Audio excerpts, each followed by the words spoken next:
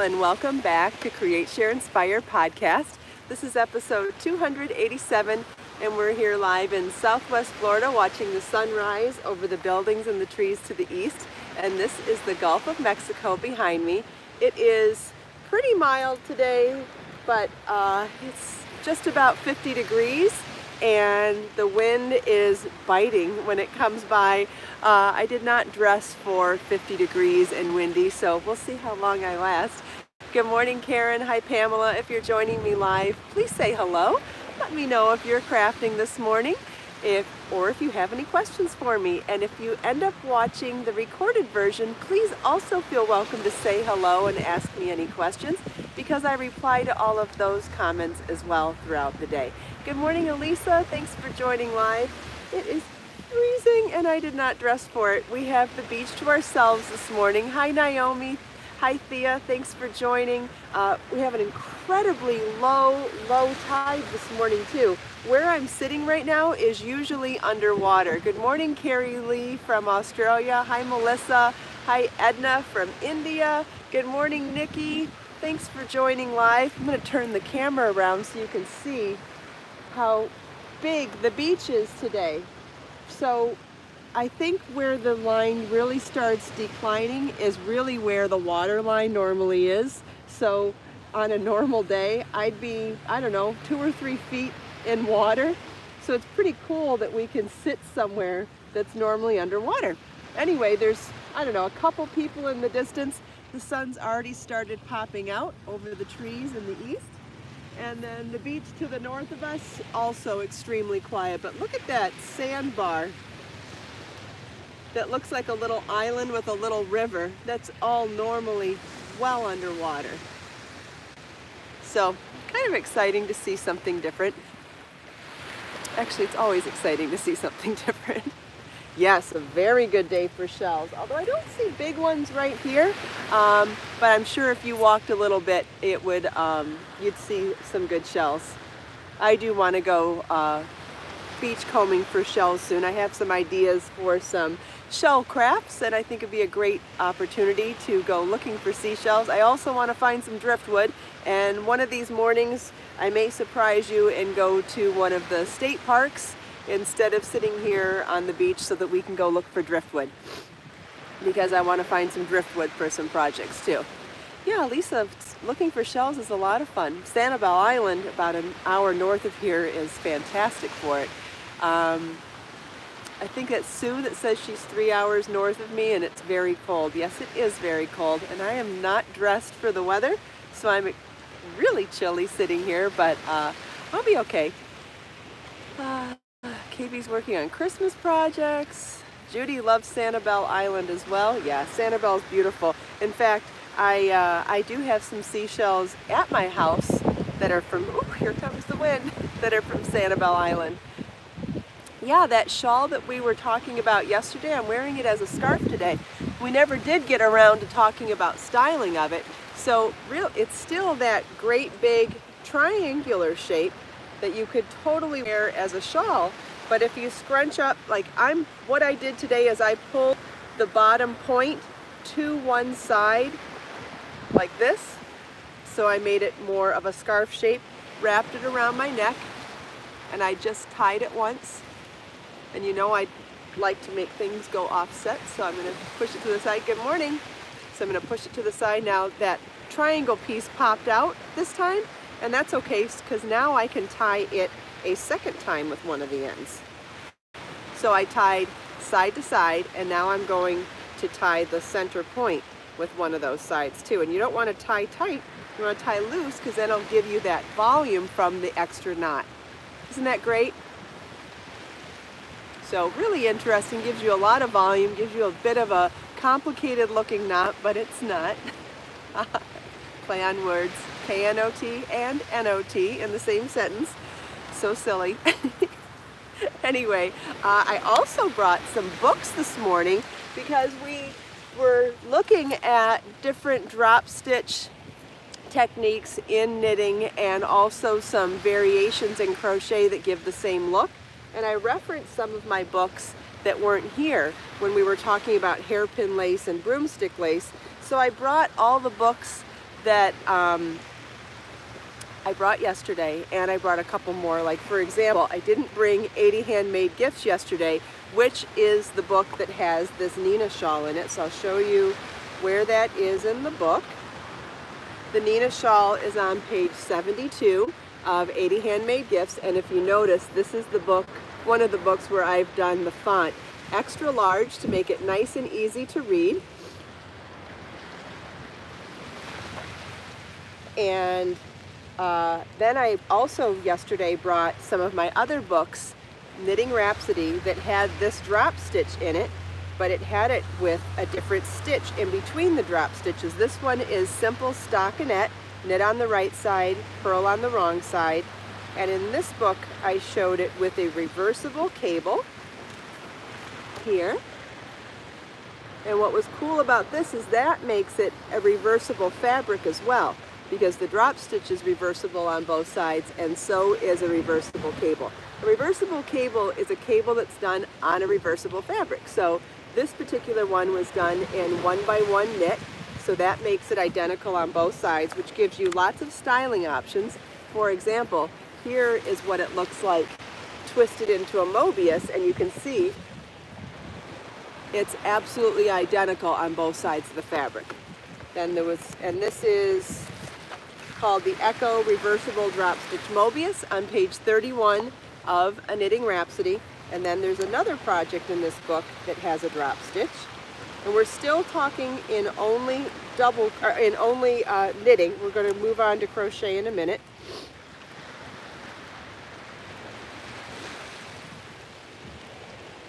Here we go. This is called, let's find it. This one's called the Infinity Cardi Wrap with Sleeves, named for that infinity motif on the back of the cardi wrap. And then here's the front of it where I did drop stitches and crossed them over themselves. Did I mention what page that was on? This is on page 49 of A Knitting Rhapsody. Then yesterday we talked about some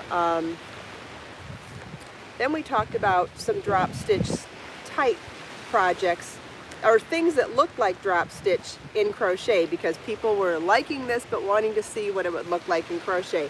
So I brought the tasseled shawl, which is done in Be So Dazzling yarn. This one holds 3 yarns together.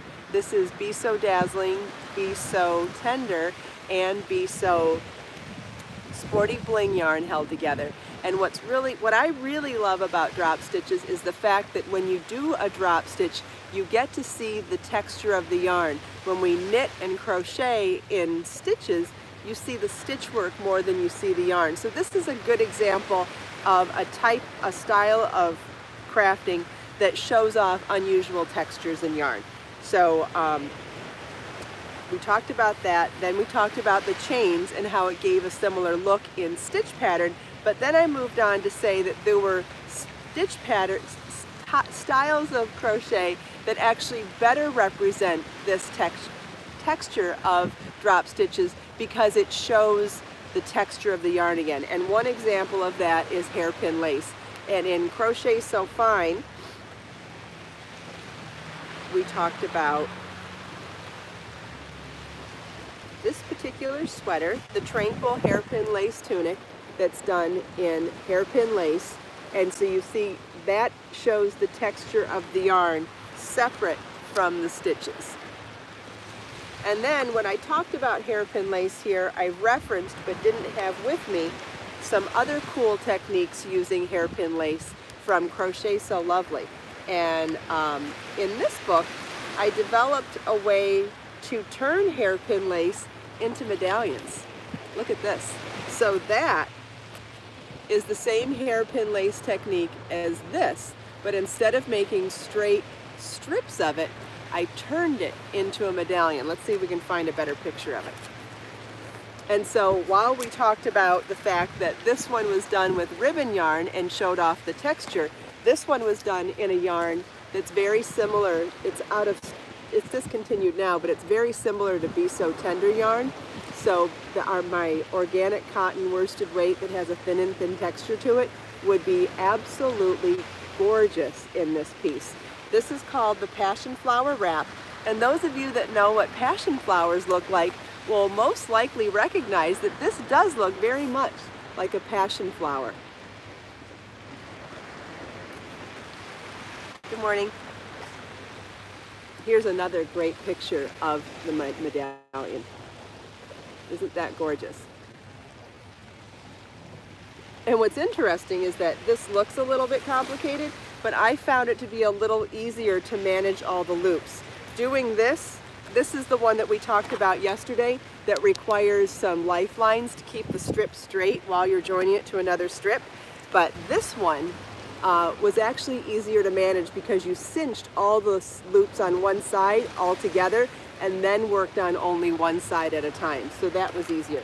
Then I also referenced, oh, one more in this book, and then we'll move on to the other one I referenced. So this is an example of doing hairpin lace in two different ways. First we did a medallion style for the crown of the hat, and then we took a strip and worked it in the round to do the walls of the hat. Isn't that beautiful?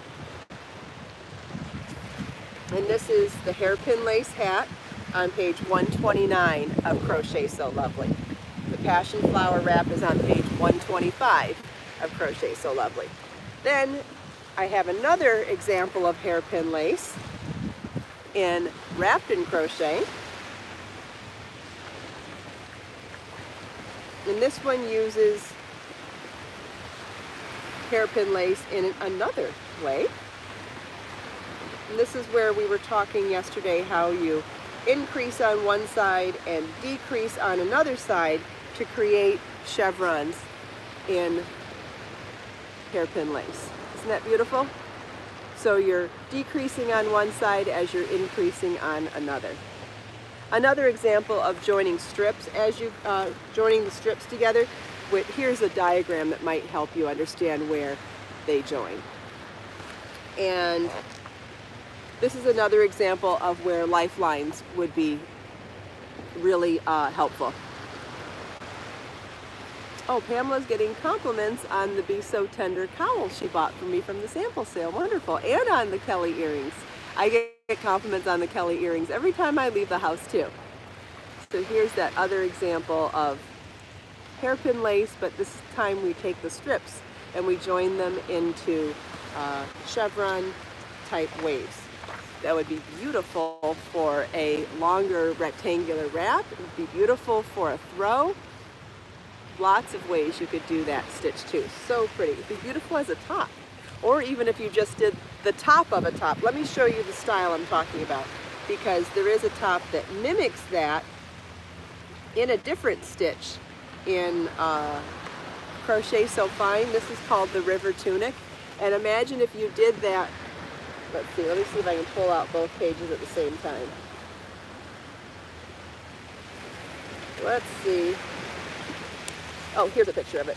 Imagine if you did that for this part of a top. That would be really pretty. It'd be a pretty way to combine hairpin lace with regular crochet. Let's see. What else did I bring?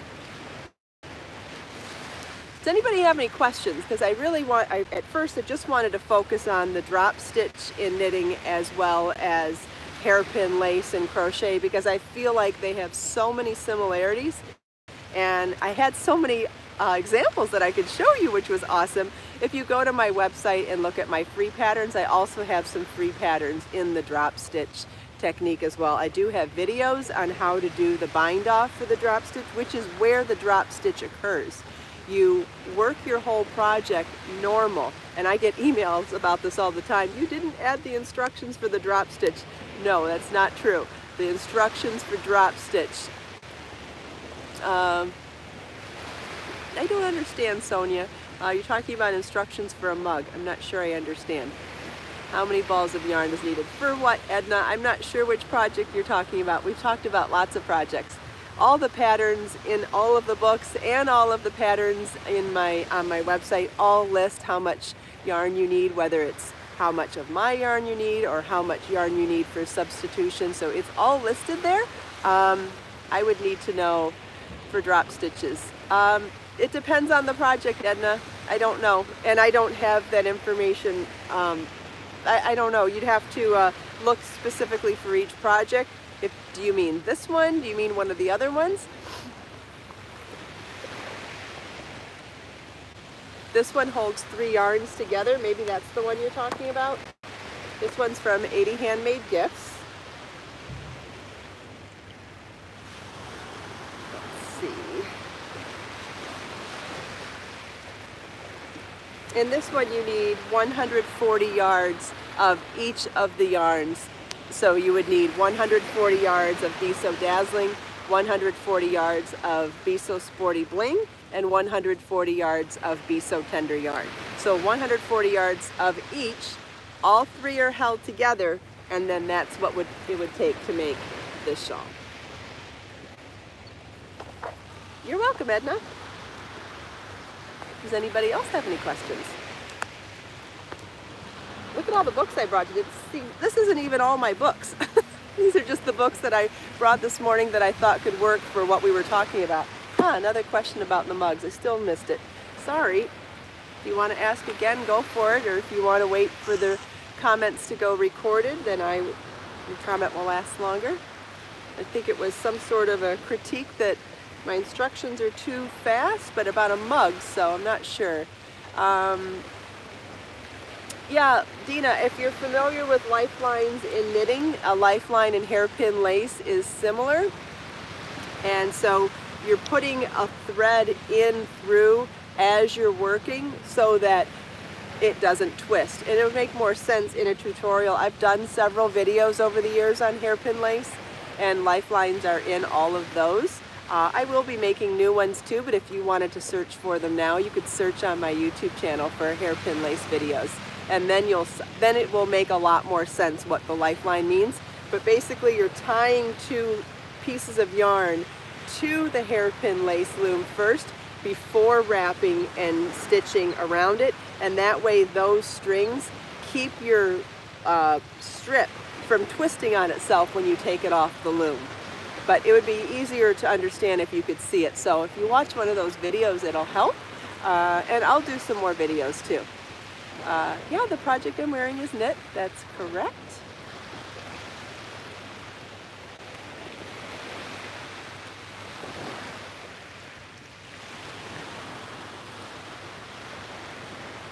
Then we also talked yesterday about another technique in crochet that gives, is hairpin lace easy to frog? Yeah, I don't see why it wouldn't be. Yeah, I've unraveled it before, not a problem. Not a problem. The hard part is figuring out how to untwist it once it's gotten twisted. So if you try to do it without a lifeline and you get messed up, kind of hard to unmess it up, so it is better to put the lifeline in first so that you don't have to worry about that. Otherwise, you may end up unraveling it. Looks like we might have someone new here named Joe. I see a lot of people saying hi to Joe. Hi, Joe. Yeah, the beach is calm today. It is. There's a little bit of wind, but the sun's making it a little more palatable. Yeah, there are a lot of people use lifelines in knitting also, and that's where you thread a piece of string or piece of yarn through a certain row of your project so that if you have to unravel, you only unravel back to that point so you're not stuck having to unravel the whole project. It's, you know, sometimes unnecessary for small projects, but on a really large project, if you're, let's say you're 30 hours into a 60-hour project, you don't want to lose all 30 hours. What if you could just lose 5 hours of a mistake? It would save you a lot of time. It's really, really helpful on larger and longer projects, definitely. But I find that even with hairpin lace, which isn't necessarily always a long project, it's just helpful because it is so easy to make mistakes when joining your strips. When managing your strips once you take them off the loom. I should have brought a hairpin lace loom this morning, but wouldn't really have been able to do a tutorial, so I didn't think to do it. Yeah, lace projects for sure, definitely. Oh, we have someone else new this morning, Rita. Hi, Rita. Thanks for joining us.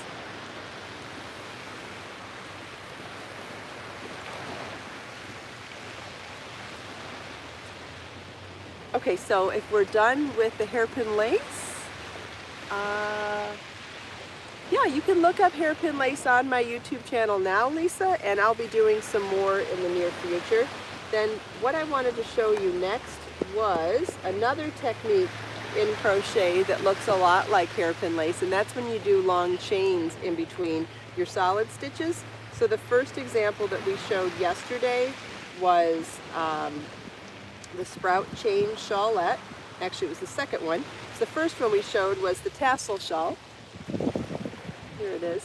This is a super, super, super easy project to learn, and this one is in Crochet So Fine. This is on page 31. Then the tassel shawl is a very similar technique to this one, which is a free pattern on my website, and that one is done just as a plain rectangle. This one has shaping where you start at the top and the shawl grows. You increase as you go, so you start little and then have this big shawl at the end, and it has that beautiful flower fringe at the bottom. See if there's a good picture of the flower fringe. There's a picture of the flower fringe. I love that fringe, so pretty. So then I've done other projects that use chains in that way. Let's see, was there one in here?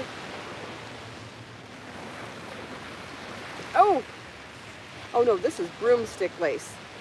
We didn't talk about broomstick lace yet today.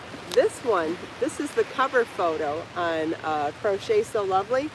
This one has medallions that create a scalloped edge along the bottom, and they're done in broomstick lace. We talked a little bit about broomstick lace yesterday. That's the technique where you do an elongated stitch. Here's a diagram of it. This might help make sense too. So this is where you elongate stitches and you show off the texture of the yarn also. I have a piece in this book, and then there's a hat done that way in this one.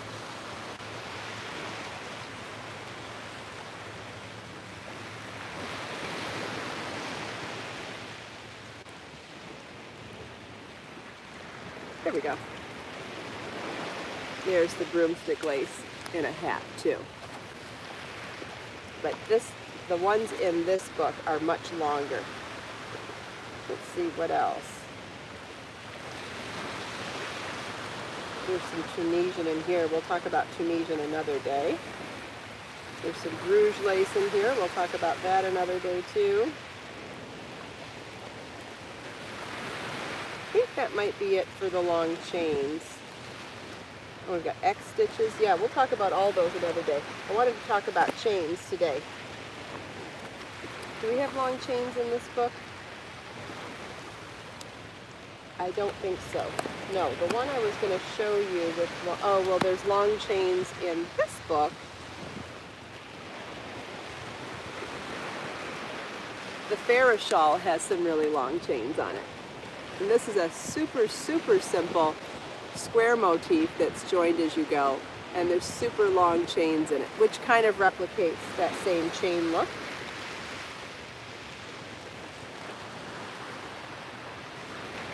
Ah, this one has broomstick lace in it too. This is a Faroe shaped shawl. This is, which project is this? This is the Guinevere shawl on page 67 of Wrapped in Crochet, and this has broomstick lace in the center gusset of the Faroe shaped shawl.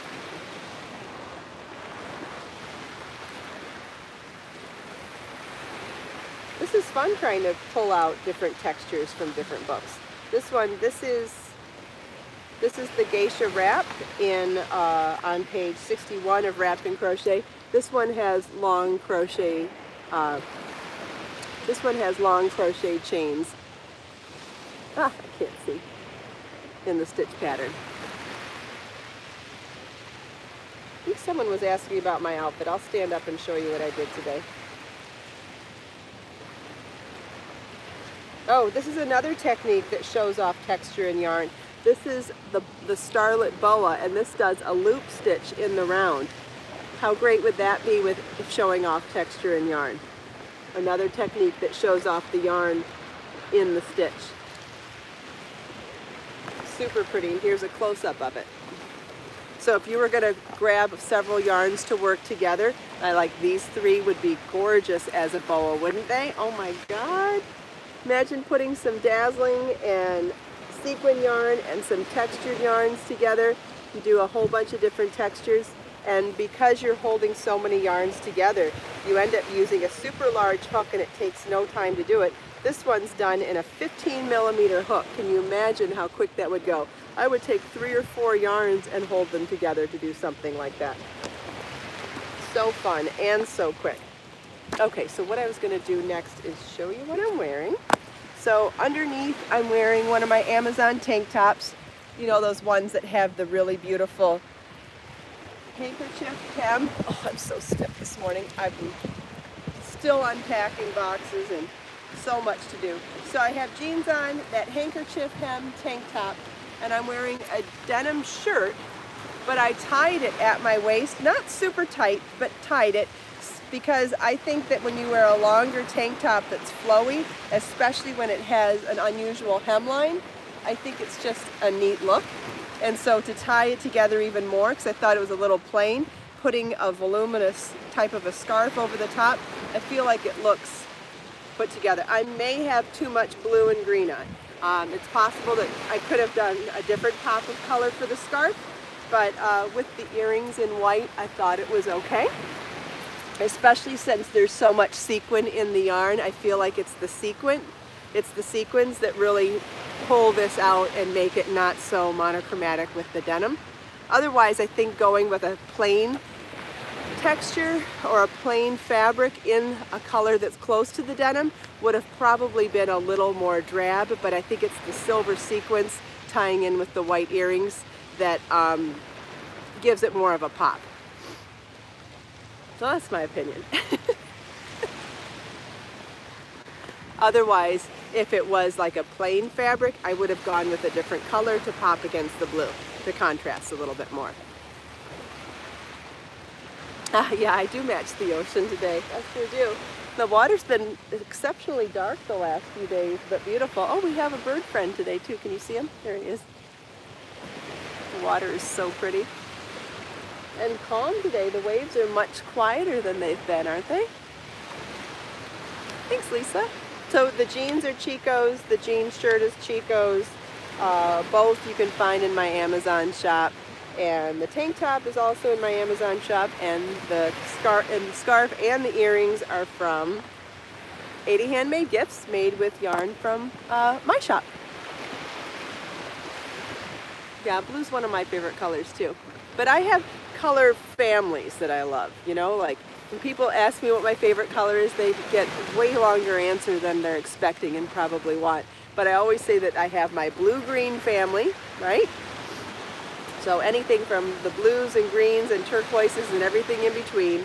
Then there's the hot pink and purple and coral, which is tropical flower palette.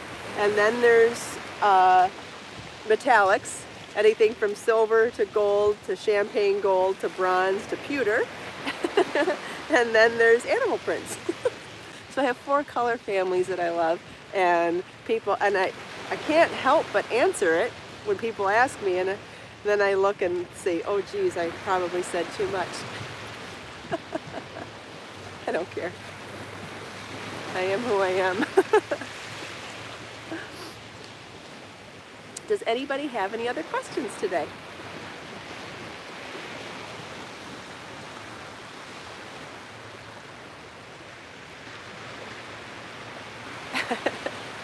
Thanks, Dina. Yeah, and when it comes to color, I can't not say everything.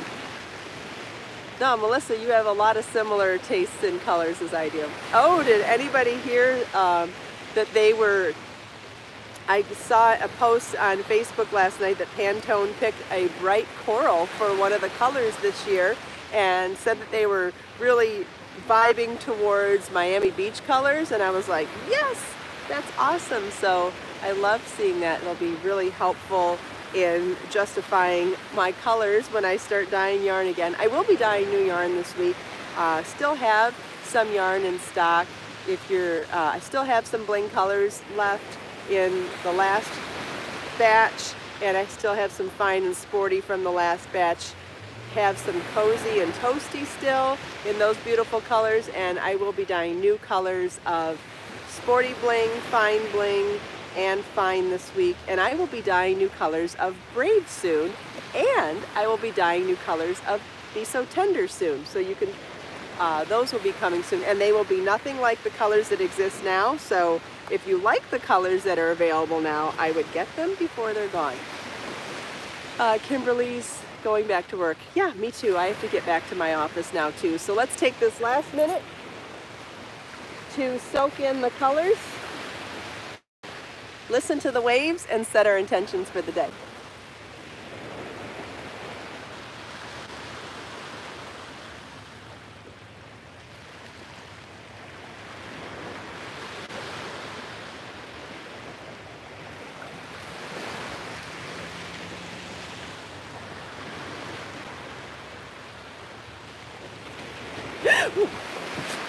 Didn't expect that. God, he ran so close. Wow.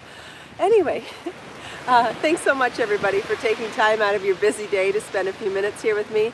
I hope you enjoyed the sunrise, the sound of the waves, the beautiful scenery, chatting with me and everyone else. Let us make time to create, share, and inspire today and every day. I'll see you all tomorrow. Bye.